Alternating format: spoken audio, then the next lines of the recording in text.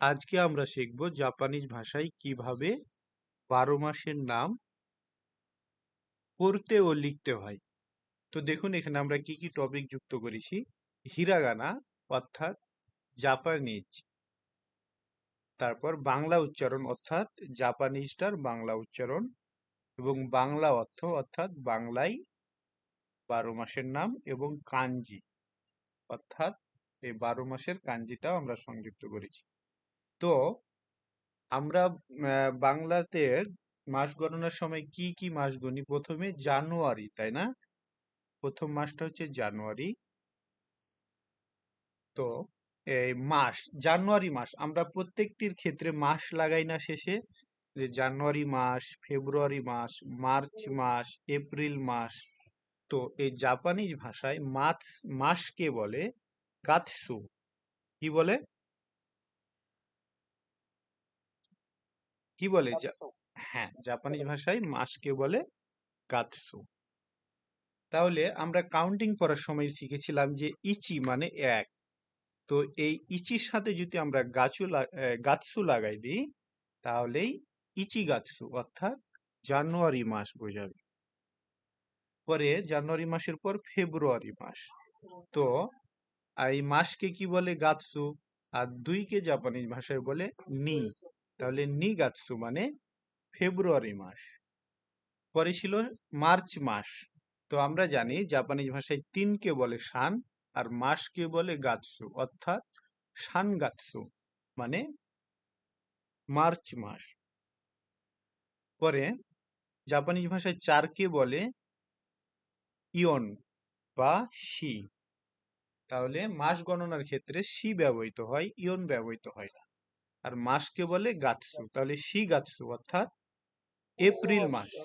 হ্যাঁ, এই যে এখানে বাংলা উচ্চারণ দেওয়া আছে আপনাদের সুবিধার্থে। পরে মে মাসকে বলে গো গাতসু। গো গাতসু মানে মে মাস। তো এই যে এটা পাঁচের কাঞ্জি, এটা মাসের কাঞ্জি, তাহলে মে মাস। পরে বলতেছে জাপানিজ ভাষায় আমরা জানি ছয়কে বলে রোকু, আর মাসকে বলে গাতসু, তাহলে রোকু গাতসু মানে জুন মাস। তো এইটা ছয়ের কাঞ্জি, আর এইটা মাসের কাঞ্জি, অর্থাৎ জুন মাস বোঝাচ্ছে এই কাঞ্জিটা দ্বারা। তো জাপানিজ ভাষায় সাতকে বলে সিচি বা নানা, মাস গণনার ক্ষেত্রে সিচি ব্যবহৃত হয়। আর জাপানিজ ভাষায় মাসকে বলে গাতসু অর্থাৎ সিচি গাতসু মানে জুলাই মাস। তো এইটা হচ্ছে সাতের কাঞ্জি, আর এটা মাসের কাঞ্জি, তাহলে এই কাঞ্জিটা দ্বারা জুলাই মাস বোঝাচ্ছে। পরে জাপানিজ ভাষায় আটকে বলে হাচি, আর মাসকে বলে গাতসু, তাহলে হাচি গাতসু মানে আগস্ট মাস। তো এইটা হচ্ছে আটের কাঞ্জি, আর এটা হচ্ছে মাসের কাঞ্জি। তাহলে এটা মাসের কাঞ্জি, আর এটা হচ্ছে আটের কাঞ্জি, তাহলে হাচি গাতসু মানে আগস্ট মাস। পরে জাপানিজ ভাষায় নয়কে বলে কিউ বা কু। তাহলে নয়কে, 9 মাস গণনার সময় কু ব্যবহৃত হয়, আর মাসকে জাপানিজ ভাষায় বলে গাতসু। তাহলে কু গাতসু মানে সেপ্টেম্বর মাস। তো এইটা হচ্ছে নয়ের কাঞ্জি, আর এইটা হচ্ছে মাসের কাঞ্জি, অর্থাৎ এই দুইটা কাঞ্জি দ্বারা সেপ্টেম্বর মাস বোঝাচ্ছে। পরে জাপানিজ ভাষায় 10কে বলে জু, আর মাসকে বলে গাতসু, তাহলে জু গাতসু মানে অক্টোবর মাস। তো এইটা হচ্ছে 10-এর কাঞ্জি, আর এইটা হচ্ছে মাসের কাঞ্জি, তাহলে 10 মাস, অর্থাৎ এই কাঞ্জিটা দ্বারা অক্টোবর মাস বোঝায়। পরে জাপানিজ ভাষায় 11কে বলে জু ইচি মানে 11, আর মাসকে বলে গাতসু, তাহলে জু ইচি গাতসু অর্থাৎ নভেম্বর মাস। এই যে বাংলায় উচ্চারণ লেখা আছে জু ইচি গাতসু অর্থাৎ নভেম্বর মাস। তো এইটা হচ্ছে জুয়ের কাঞ্জি, এটা হচ্ছে একের কাঞ্জি, তাহলে 11, আর এটা হচ্ছে মাসের কাঞ্জি 11 মাস অর্থাৎ নভেম্বর মাস। তো এই কাঞ্জিটা দ্বারা নভেম্বর মাস বোঝায়।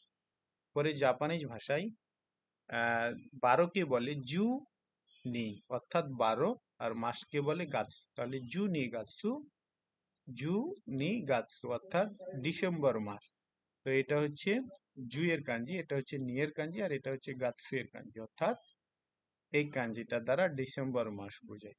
তো এই হচ্ছে আমাদের জাপানিজ ভাষায় কিভাবে মাস গণনা করতে হয় সেইটা, যে ইচিগাৎসু মানে জানুয়ারি মাস। জানুয়ারি মাসকে কি বলে একটু বলুন আপনারা। জানুয়ারি মাস, ফেব্রুয়ারি মাস, মার্চ মাস, এপ্রিল মাস, মে মাস, একটু জোরে জোরে বলবেন, হ্যাঁ, জুন মাস, জুলাই মাস,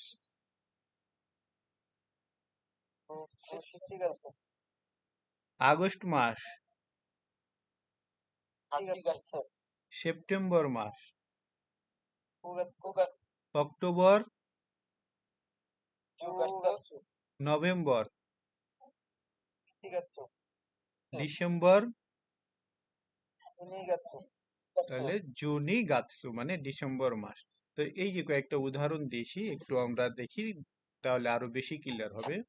বলতিছে ইচি গাতসু ওয়া, অর্থাৎ জানুয়ারি মাসটা সাময়িক দেশ, ঠান্ডা। তো জাপানে জানুয়ারি মাসে খুব ঠান্ডা পড়ে, এই জন্য বলতিছে ইচি গাতসু ওয়া সাময়িক দেশ, জানুয়ারি মাসটা ঠান্ডা। পরে বলতিছে নি গাতসু নি তেসুতো গা আরিমাস। তাহলে নি গাতসু মানে ফেব্রুয়ারি মাস, তেসুতো মানে এক্সাম বা পরীক্ষা, আরিমাস মানে আছে।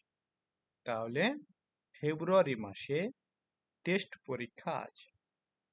পরে বলতিছে সানগাতসু ওয়া হারু দেশ, অর্থাৎ মার্চ মাস হচ্ছে বাংলার বসন্তকাল, অর্থাৎ মার্চ মাসে বসন্তকাল শুরু হয় জাপানে।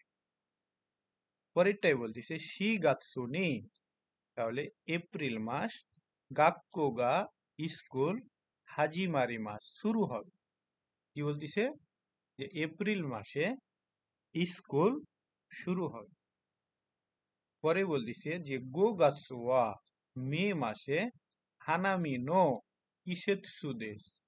তাহলে হানামি হচ্ছে জাপানের ফুল দেখার হচ্ছে, হ্যাঁ, ফুল দেখার একটা উৎসব। আহ হ্যাঁ, তো ফুল দেখার বলতেছে গো গাতসু ওয়া, অর্থাৎ মে মাসে হানামির ঋতু মানে ফুল দেখার ঋতু।